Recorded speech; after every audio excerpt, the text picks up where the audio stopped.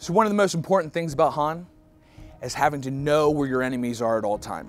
Knowledge is power, and knowing what your enemies are up to will help you win a game of Heroes of Newerth. So what I'm going to do is I'm going to talk to you about where to place wards, how to check your mini-map, how to look at the map in general so that you know what the enemy's up to at all times. The main way to keep vision on the map is through the placement of wards. Wards come in two varieties. The first is called Wards of Sight, and the second is called Wards of Revelation.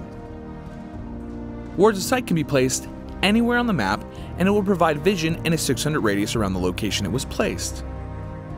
Wards of Sight are invisible to the enemy team.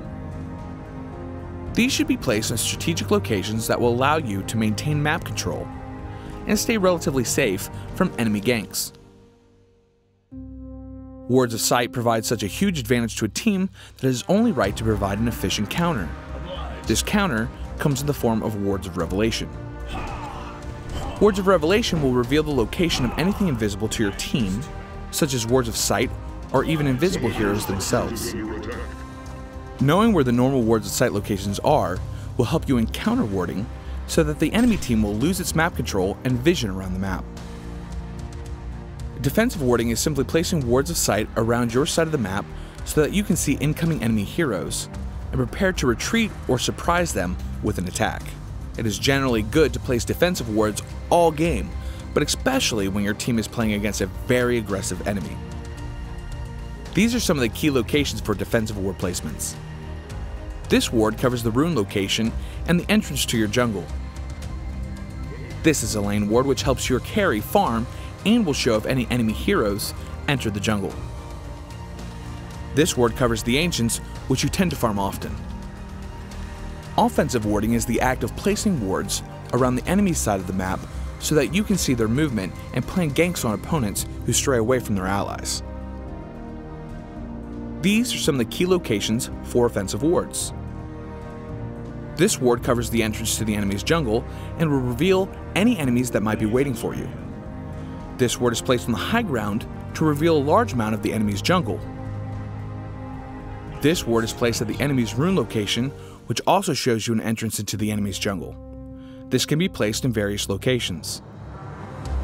Now that you know how important it is to control the map with vision, I would like to explain how important it is to have a solid map awareness.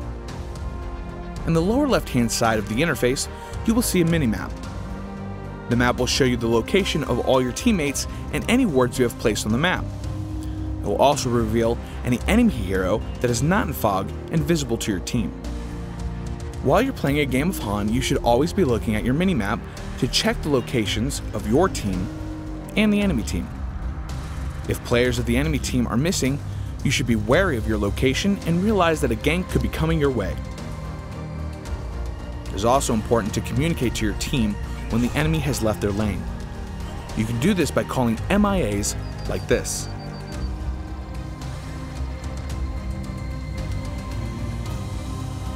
Map awareness is also an effective tool to help defend your towers and teammates.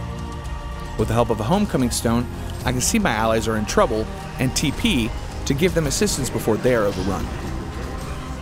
That's it for this guide, and remember, knowledge is power.